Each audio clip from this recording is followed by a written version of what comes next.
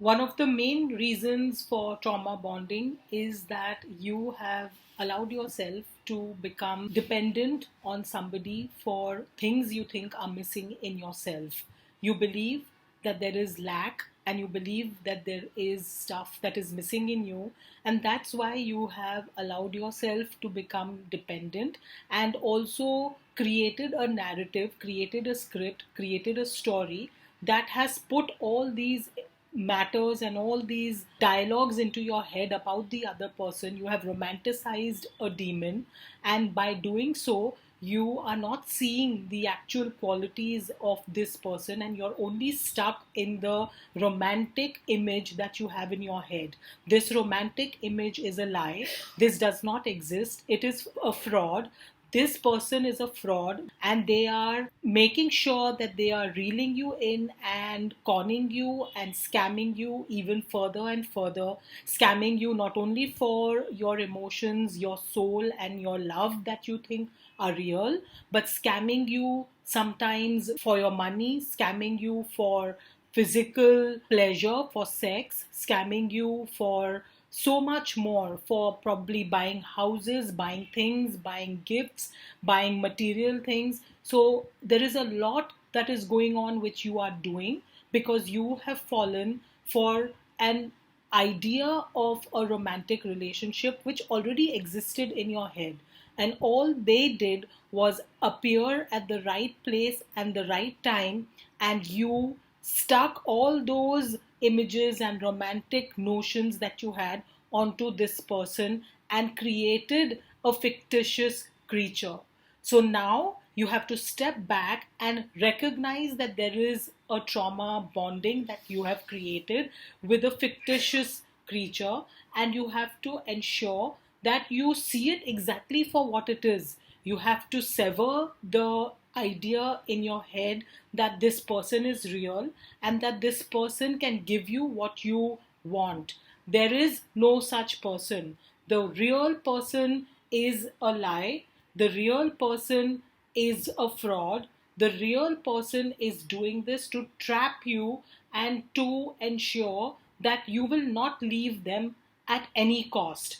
And there is a physiological reason you will not leave them because of the high levels of cortisol, the stress hormone created, and the dopamine created. So, the love and romantic parts of this relationship create dopamine, which you crave for more and more.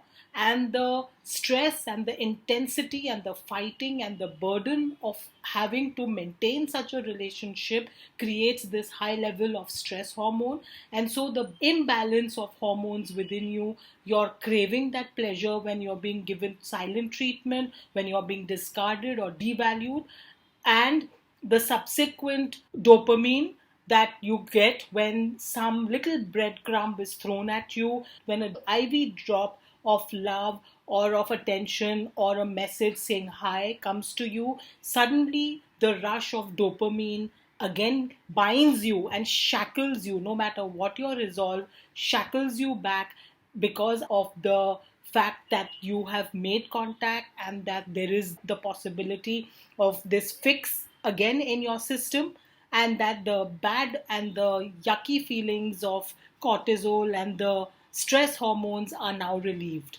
So see it for what it is. Do not be fooled. Do not think that this bond is a bond of your soulmate. It is nothing, none of that stuff. It is a prison that you have created. It has activated a lot of things within you which you did not know exist. But the biggest thing that exists within you is the strength of your inner being, is the strength and power of your own soul. Believe in that and know that you are the one that gave them this power, and you are the one that can take away this power.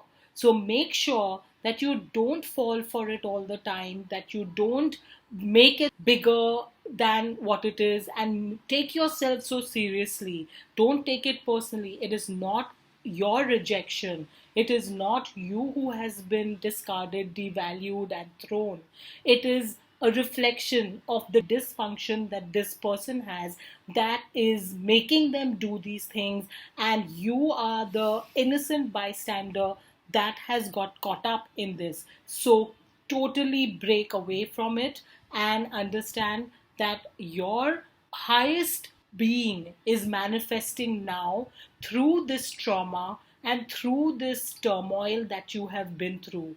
The most authentic, most powerful, most charged part of you is what is emerging. So hold on to that and don't let go of the fact that at this very moment, in this second, you are complete, you are whole, and you are abundant in the universe's love of you, in the completeness that you are as being part of the whole and not separate. See yourself like that.